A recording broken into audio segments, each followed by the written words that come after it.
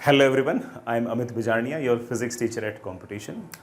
ये वाला video NEET 2023 aspirants के लिए है। इसमें दो कैटेगरी है जिनके लिए ये वीडियो है। एक वो बच्चे हैं जिनका 11th क्लास जो है वो काफ़ी ख़राब गया है और उन्होंने 11th क्लास को ढंग से यूज़ नहीं किया और उनको लगता है कि वो क्लास 12th के साथ साथ सारा नीट का जो सिलेबस है वो कंप्लीट करें, जिसमें 11th का भी और 12th का भी हो। और साथ ही साथ ये वीडियो उन बच्चों के लिए भी है जिन बच्चों ने जस्ट अभी सीबीएसई के एग्ज़ाम निपटाए हैं और वो अब एक साल के अंदर 11th और 12th क्लास का जो सारा का सारा कंटेंट है जो नीट के लिए रिक्वायर्ड है उसे कंप्लीट करने वाले हैं।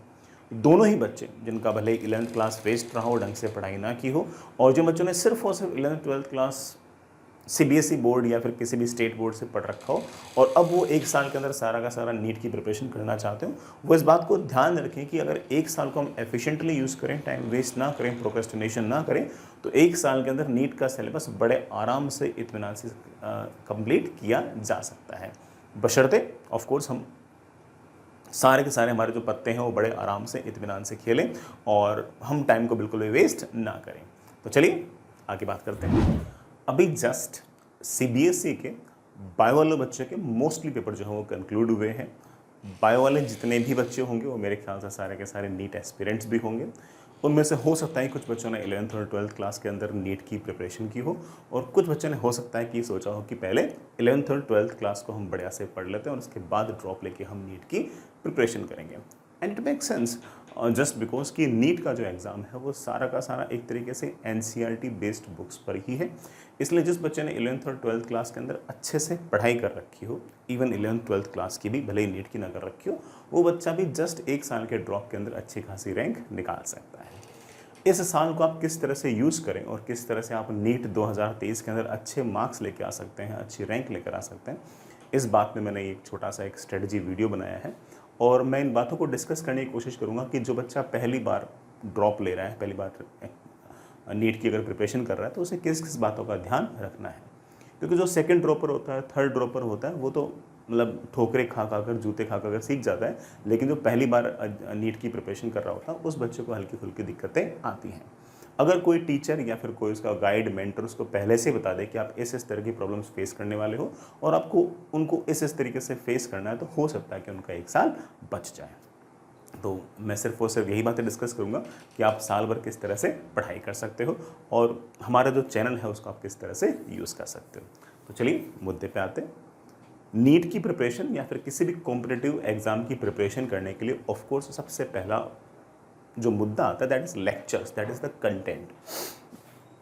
हमेशा जो आपका कंटेंट है वो सर्वोपरि है। कंटेंट ऐसा हो जिस पर आप रिलाई कर सकें और जिसमें सारे के सारी चीज़ें हों जो आपको नीट की रैंक 1 तक लाने के लिए एनफ हो। बहुत सारे ऑफलाइन कोचिंग्स हैं जो अच्छा कंटेंट प्रोवाइड कराते हैं, तो सबसे पहला ऑप्शन जो है वो है ऑब्वियस बात है कि आपकी ऑफलाइन कोचिंग्स। दूसरा है आपकी कुछ ऑनलाइन कोचिंग्स और तीसरा है यूट्यूब। बहुत सारी अच्छी ऑफलाइन कोचिंग्स जो हैं वो सारा का सारा शानदार कंटेंट जो है वो बड़े आराम से इत्मीनान से पूरे साल भर में पढ़ाते हैं और बच्चा आराम से उसको पढ़ भी लेता है। लेकिन हल्का सा ऑफलाइन जो है वो थोड़ा सा कॉस्टली अफेयर है और साथ ही साथ इसमें मुझे ऐसा लगता है कि टाइम हम उतने एफिशिएंटली यूज़ नहीं कर पाते। ऑनलाइन जो है वो हो सकता है कि थोड़ा सा बोरिंग लगे, लेकिन मेरी ऐसी फीलिंग है कि इसके अंदर हम कम टाइम के अंदर ज़्यादा पढ़ाई कर पाते हैं। एक तो इसके पीछे कारण ये है कि आपका जो ट्रैवलिंग का टाइम है वो बचेगा। दूसरा कारण ये है कि ऑनलाइन के अंदर मोस्टली टाइम जो टीचर्स वो बातें नहीं करते, वो मतलब ऐसे बकलोली कम करते हैं और पढ़ाते ऑफ कोर्स ज़्यादा है, तो कम समय के अंदर वो ज़्यादा डिलीवर कर पाते हैं, बच्चे के पास ज़्यादा कंटेंट पहुंच जाता है कम टाइम के अंदर। ट्रैवलिंग का टाइम भी बचता है और ऑफ कोर्स आपको अपने घर से रिलोकेट भी होने की ज़रूरत नहीं पड़ती, इसलिए थोड़ा सा ये चीपर भी है, थोड़ा सा क्या काफ़ी चीपर पड़ता है as compared to offline. And third one is, कोई बच्चा कहते हैं कि सर मैं तो अगर ऑनलाइन में पेड सब्सक्रिप्शन भी ना लूँ तो क्या मैं फ्री में पढ़ सकता हूँ? तो मेरा जवाब है यस। अगर आप सेल्फ डिसिप्लिन्ड हो तो आप इवन यूट्यूब से सारा का सारा कंटेंट फ्री में पढ़ सकते हो। हमने हमारे कंपटीशन नीट वाले चैनल पर, मतलब इस चैनल पर सारा का सारा जो कंटेंट है, सारा का सारा जो नीट का रिलेवेंट क्वालिटी कंटेंट है, वो हमने सारा का सारा सीक्वेंस वाइज फ्रीली अपलोड कर रखा है। इवन बच्चों को किस सीक्वेंस के अंदर चैप्टर पढ़ने चाहिए वो भी हमने वो वीडियोस भी हमने बना रखे हैं कि किस सीक्वेंस के अंदर बच्चे सारे सारे चैप्टर पढ़ सकते हैं। अगर आपको सीक्वेंस में कोई दिक्कत हो तो आप इवन इस वीडियो के डिस्क्रिप्शन के अंदर वो लिंक मैं लगा दूंगा जिन वीडियोस के अंदर सीक्वेंस बता रखा होगा। तो कोई बच्चा अगर यूट्यूब से अगर पढ़ना चाहे तो वो कम से कम कंटेंट वाला काम तो बड़े आराम से निपटा सकता है।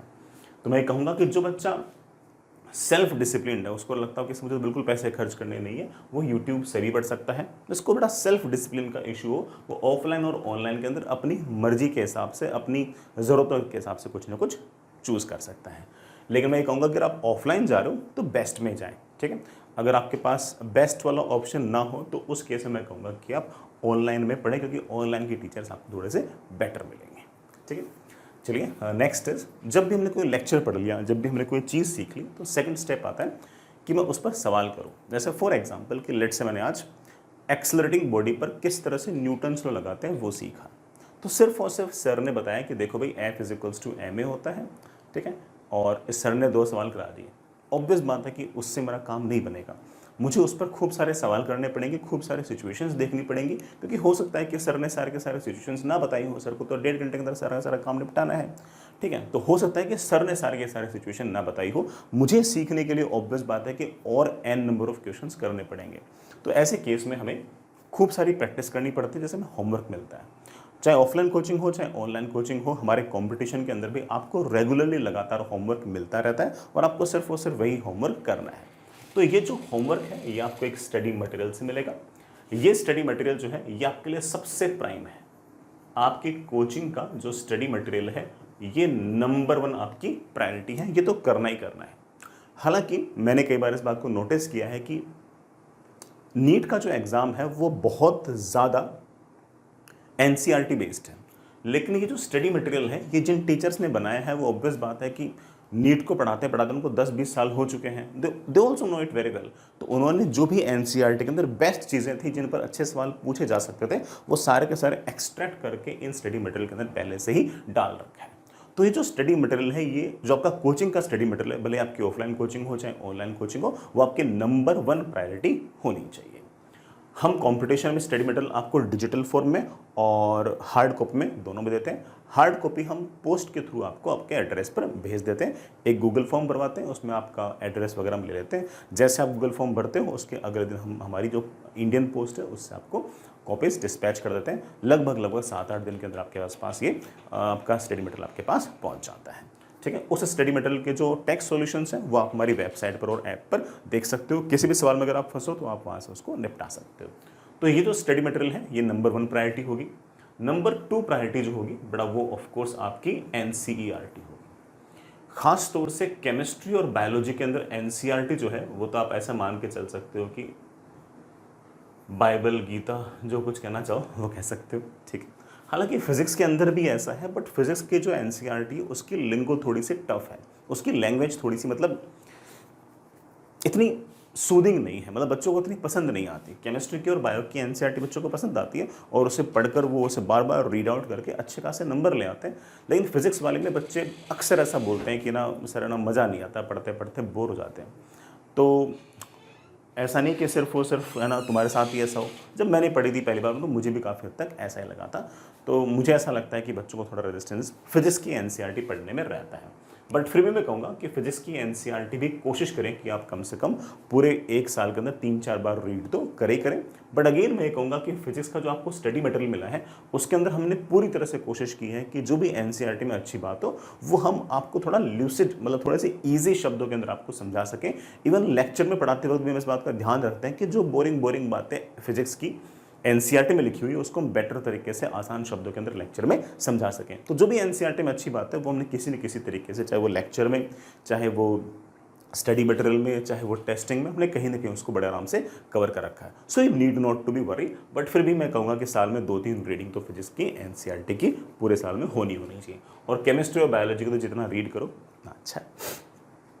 साथ ही साथ NCERT का एक और बुक आती है एग्जाम्पलर नाम से। जब भी मौका मिले तो एग्जाम्पलर भी जरूर करें। एग्जाम्पलर के अंदर बेटा कुछ ना कुछ क्वेश्चंस होते हैं, जब भी मौका मिले तो आप एग्जाम्पलर भी कर सकते हो। साथ ही साथ लास्ट 30 साल के जो प्रीवियस ईयर क्वेश्चंस हैं वो भी आपके लिए थोड़े से मस्ट टाइप के ही हैं। हालांकि हमने हमारे स्टडी मटेरियल के अंदर पिछले 10 साल के जो PYQs हैं वो तो डाल ही रखे हैं, बट फिर भी बच्चों को लगे कि सर मैं और पुराने सवाल भी करना चाहता हूँ तो और पुराने सवाल भी कर सकते हो। पिछले 30 साल के भी अगर सवाल कर लेते हो they are more than enough, और कुछ खास करने की ज़रूरत ऐसी है नहीं। So this is the most important thing. और ये जो होमवर्क कोई बच्चा अगर पूरे साल भर रेगुलर तरीके से अगर करेगा तो उसकी हार बिल्कुल नहीं होगी। कुछ बच्चे ऐसे होंगे जो प्रोक्रेस्टिनेशन करेंगे, जो मतलब काम को टालेंगे। जो बच्चा काम को टालता जाएगा, जो होमवर्क उसे रेगुलरली मिल रहा है उसको वो इरेगुलर तरीके से करेगा, टालेगा, उसकी रैंक लगातार पीछे होती जाएगी और धीरे धीरे वो जो सिलेक्शन वाला जो लिस्ट है उससे बाहर लगातार निकलता जाएगा।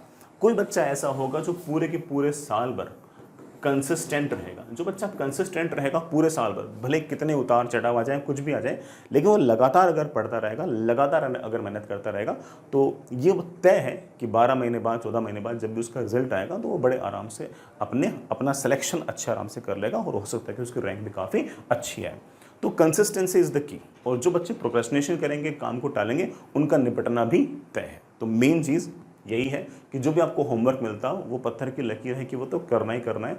भले ही घर में कोई मुंडन हो, शादी हो, कुछ भी हो, तुम्हें कोई फ़र्क नहीं पड़ना चाहिए, एटलीस्ट 1 साल के लिए। Next is revision.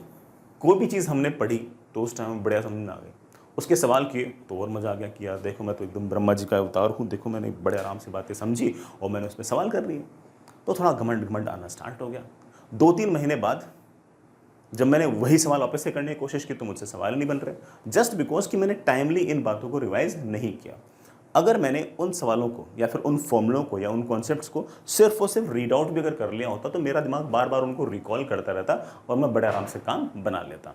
तो रिविजन के लिए मैं एक बात कहूँगा जो थोड़ी सी अप्लाई करना टफ है, but you will like it, कि जो भी तुम चीज़ पढ़ो उसको 7 दिन बाद एक बार वापस से सरसरी निगाह से देखो। मैं जैसे एक एग्जांपल देता हूँ कि मान लो कि तुमने 1 जुलाई को कोई चीज़ पढ़ी, ठीक है, तो फिर तुम अब 8 जुलाई को जो तुम्हें 1 जुलाई को पढ़ा था उसको रीड कर लो। सिर्फ रीड करना भी इज एनफ, वापस से सारा सब कुछ लिखना नहीं है, सिर्फ और सिर्फ रीड करना भी it will work for you. फिर बाद में 15 डेज बाद, पहला गैप कितना दिन का था? 7 दिन का था। अब 15 दिन बाद मतलब 16 जुलाई को वापस से सारा का सारा वापस से देखो, सब देखो वापस से। ऐसा नहीं कि हर चीज़ को वापस से लिखना है, सिर्फ उसे देख लो कि हाँ यार मोमेंटम कंजर्व ऐसे करते हैं, मोमेंटम कंजर्व करने के लिए एक्सटर्नल फोर्स की वैल्यू 0 होती है वगैरह वगैरह, ठीक है। तो सिर्फ उसे वैसे पन्ने पलट लो तो भी आपका काफ़ी काम चल जाएगा। तो अगला जो गैप आया वो 15 डेज का आया, और उससे जो अगला गैप लेकर आओ बेटा वो 30 दिन का लेके आओ। बेटा मेरे ख्याल से 31 जुलाई, बेटा जुलाई में 31 होती तो ना, हाँ होती, ठीक। फिर 30 दिन का बस। अगर तुमने ये 3 बार भी अगर रिवाइज कर लिया, और रिवाइज करने में ऐसा नहीं कि बिल्कुल एग्जॉस्टिव तरीके से अंदर जाके घुस के पढ़ रहे हो, सिर्फ और सिर्फ अगर ऊपर से भी देख लिया तो इन बातों को आप कभी भूलोगे नहीं। तो 7 डेज, 15 डेज, 13 डेज बाद आप इस तरह से पढ़ सकते हो। सर मैं तो भूल जाऊंगा कौन सी चीज़ कब पढ़नी है, तो उसमें आप एक काम कर सकते हो कि आपके फ़ोन में एक कैलेंडर होगा, ठीक है। तो मान लो कि 1 जुलाई को आपने कोई चीज़ पढ़ी कि सर ने आज हमें let's say angular momentum conservation करना पढ़ाया, तो आप क्या करना कि अलार्म लगा लेना 8 तारीख का, 15 तारीख का और 31 तारीख का, ठीक है, ऐड करते रहना, ठीक है, 7, 15 एंड 13 कि मुझे एंगुलर मोमेंटम कंजर्व करना है। वो कैलेंडर में अलार्म हो जाता है, कैलेंडर के अंदर आप अलार्म लगा सकते हो, तो वो उसी दिन अपने आप बता देगा कि आपको ये वाली चीज़ पढ़नी है। फिर 2 जुलाई को जो कुछ पढ़ो उसका अलार्म ये कैलेंडर के अंदर अलार्म लगा लेना कि हाँ भाई मुझे 9 तारीख को, 17 तारीख को और 1 अगस्त को ये चीज़ें पढ़नी है। तो जिस रात को तुम कोई चीज़ जब तुम सो रहे हो तो उस दिन जो चीज़ तुमने पढ़ी है उसका 7 डेज बाद, 15 डेज बाद और 30 डेज बाद का तुम कैलेंडर के अंदर अलार्म लगा सकते हो कि मुझे 7 दिन बाद, 15 दिन बाद और 30 दिन बाद ये चीज़ें रिवाइज करनी है। अगर ये वाला काम किसी बच्चे ने कंसिस्टेंटली 1 साल कर लिया तो मान के चलो कि कोई भी आपकी अच्छी रैंक को रोक ही नहीं सकता, क्योंकि यही सबसे प्राइम चीज़ है। बहुत सारे बच्चे प्रैक्टिस वगैरह कर लेते हैं, लेकिन रिवीजन के अंदर बहुत सारे बच्चे नहीं पढ़ते। जो रैंकर बच्चा होता है ना, जो अच्छा बच्चा होता है, जिसने होमवर्क कर रखा है, सब कर रखा है, वो अगर नहीं पढ़ता तो कहाँ नहीं पढ़ता है? रिवीजन में नहीं पढ़ता है। इस तरह से अगर रिवाइज करोगे तो कभी किसी प्रकार की कोई दिक्कत नहीं आएगी, ठीक है। Next is testing. जो भी आपके वीकली टेस्ट होते हैं या फिर फोर्टनाइट टेस्ट होते हैं उनको कभी भी मिस नहीं करना है। टेस्ट को मिस सिर्फ और सिर्फ तभी करें जब आपको अपनी रैंक को 10 टाइम्स करना हो। जो रैंक 10,000 आ रही हो उसको 1 लाख करनी हो, जो 15,000 रैंक आ रही हो उसको 1.5 लाख करनी हो, सिर्फ और सिर्फ तब उसी केस में आप टेस्ट को मिस करें। जो बच्चा टेस्ट को मिस कर रहा है वो पाप कर रहा है, क्लियर बात है। टेस्ट से भागना, डरना है, बहुत सारे बच्चे बोलते हैं कि सर मेरा सिलेबस कंप्लीट नहीं हुआ, इसलिए मैंने आपके जो कोचिंग के मॉक टेस्ट हैं वो छोड़ दिए।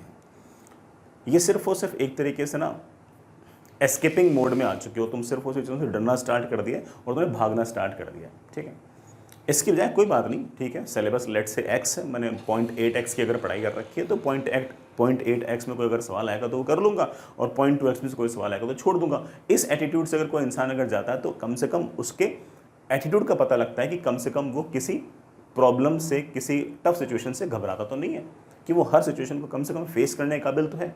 नीट में सिलेक्शन हो या ना हो, डॉक्टर बनूँ ना बनूँ, लेकिन एटलीस्ट मुझे मेंटली साइकोलॉजिकली स्ट्रॉन्ग तो रहना है ना, यही तो प्राइम चीज़ है। अगर मैं मेंटली साइकोलॉजिकली स्ट्रॉन्ग रहूँगा तो भले मैं डॉक्टर बनूँ ना बनूँ, मैं सक्सेसफुल तो ज़रूर बनूंगा, ये बात तो तय है। तो ऐसे केस में टेस्ट तो कभी मिस नहीं करना है, भले तैयारी हो या ना हो। हाँ, हो सकता है कि इस बार मैं थोड़ा सा कम प्रिपेयर होकर जाऊँ, अगली बार और बेटर प्रिपेयर होकर जाऊँगा, अगली बार उससे और बेटर प्रिपेयर होकर जाऊँगा। नेवर मिस ए टेस्ट। और टेस्ट में सिर्फ ऐसा नहीं कि सिर्फ और सिर्फ टेस्ट दिया और चिल हो गए। टेस्ट देने के साथ साथ उस टेस्ट को अच्छे से एनालाइज भी करो कि उसमें तुमने क्या क्या गलतियाँ की। जो सवाल तुमसे गलत हुए, जो सवाल तुमसे छूटे हैं, सिर्फ वही सवाल आपको कुछ सिखा सकते हैं। जो सवाल आपसे पहली बार में सही हो गए वो आपको कुछ नहीं सिखा सकते। तो हमेशा उन सवालों को एनालाइज करो जो सवाल आपसे गलत हुए। क्या उसमें कैलकुलेशन मिस्टेक हुई, क्या उसमें सिली मिस्टेक हुई, क्या मेरी स्पीड इतनी कम थी कि मैं उन सवालों तक पहुंचा ही नहीं, ठीक है, या फिर क्या उसमें कोई ऐसी नई चीज़ थी जो मैंने आज तक कभी देखी ही नहीं। तो उन गलतियों को जब तक तुम लिखोगे नहीं, उन पर जब तक तुम सोचोगे नहीं, जब तक उनके साथ तुम समय नहीं बिताओगे, तब तक तुम आगे नहीं बढ़ोगे।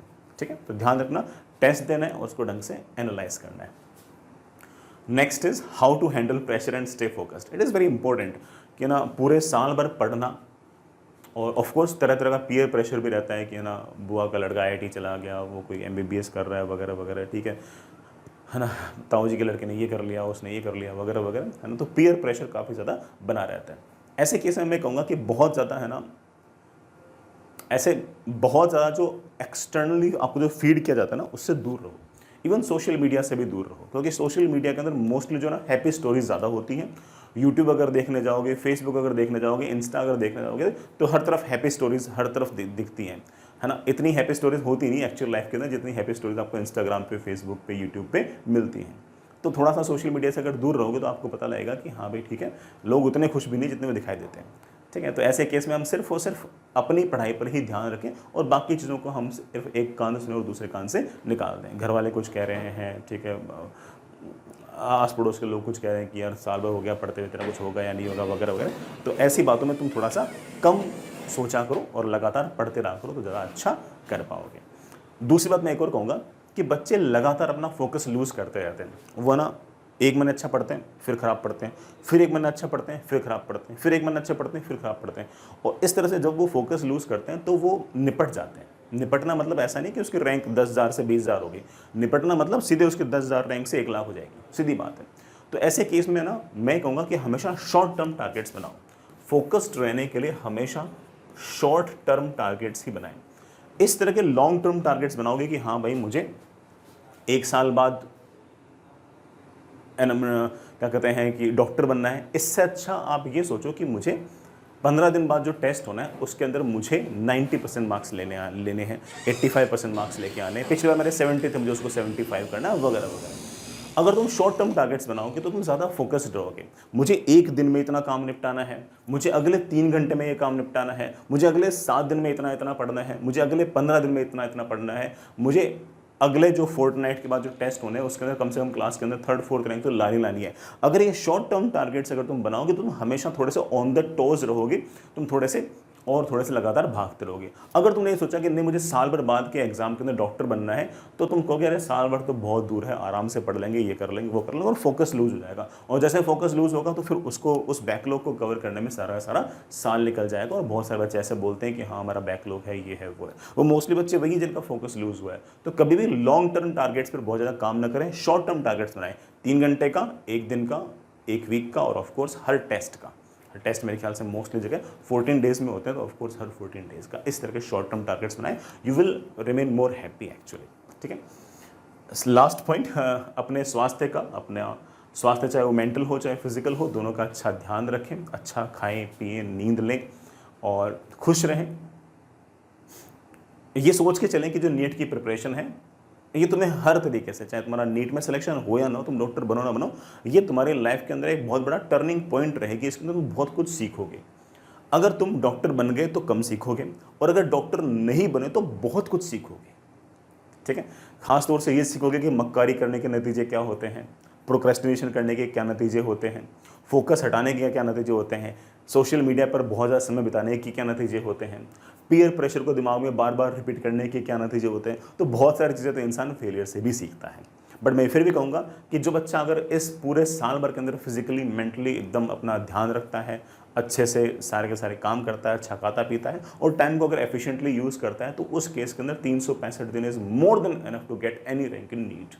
नीट के अंदर किसी भी रैंक लाने के लिए 1 साल एनफ है, अगर तुम एफिशिएंटली सारे के सारे टाइम को यूज़ कर रहे हो। हाँ, अगर डे ड्रीमिंग कर रहे हो कि हाँ भाई मैं मेडिकल जो कॉलेज जाके ये कर लूँगा वो कर लूँगा, या फिर मेडिकल कॉलेज नहीं गया तो मेरा क्या होगा वगैरह वगैरह, इस तरह की बातें अगर सोचते रहोगे तो बहुत जल्दी निपट जाओगे।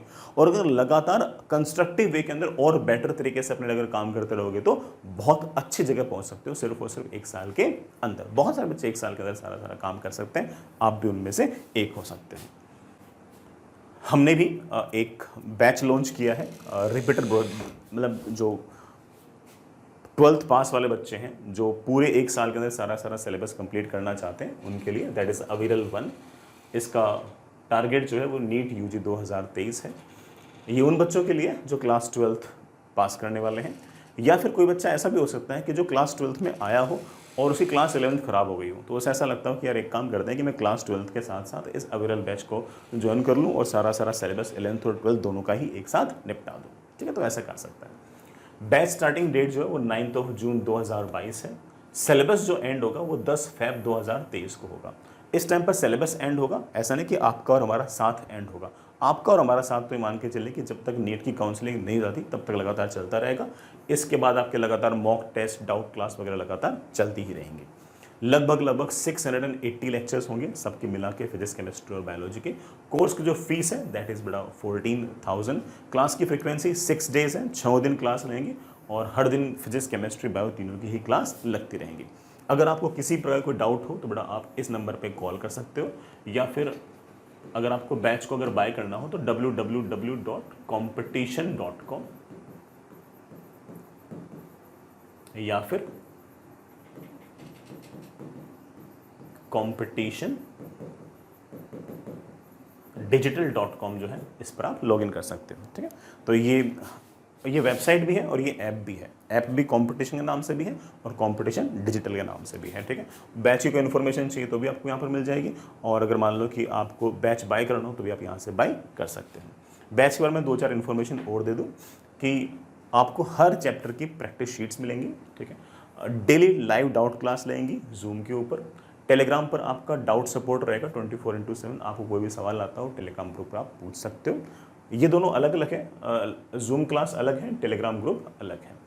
कोई बच्चा कहते हैं कि सर टेलीग्राम ग्रुप पर ही पूछना है, तो वो सिर्फ और सिर्फ क्या करेगा कि जो सवाल पूछना होगा ना उसको, वो उसकी पिक ले लेगा और सर को भेज देगा। सर को जब भी टाइम मिलेगा आपको रिप्लाई कर देंगे। किसी बच्चे को जूम क्लास में पूछना हो तो डेली डाउट क्लास रखती है, आप जूम क्लास में आएँ, अपन डाउट सॉल्व करें और उसी टाइम आप ऑफ हो जाएँ, कोई दिक्कत नहीं है। लगातार आपके नीट के मॉक टेस्ट चलते रहेंगे। स्टडी मटेरियल जो होगा, मैंने आपको जैसे पहले बताया कि डिजिटल भी मिलेगा और हार्ड कॉपी भी मिलेगी। हार्ड कॉपी इंडियन पोस्ट से हम आपको भेज देंगे। जो भी पूरे साल भर में इंपॉर्टेंट इन्फॉर्मेशन आएंगी, फॉर्म्स के बारे में, फॉर्म कैसे फिल करना है, KPI का एग्जाम कब होता है वगैरह वगैरह, जो भी इन्फॉर्मेशन होंगी वो लगातार आपको दे दी जाएंगी। ठीक है बच्चों, मेरी तरफ से इतना ही था। इस बैच के बारे में कोई भी इन्फॉर्मेशन अगर आपको चाहिए तो आप इन नंबर पे कॉल कर सकते हैं। चलिए, स्वस्थ रहिए, खुश रहिए, पढ़ते रहिएगा। All the best.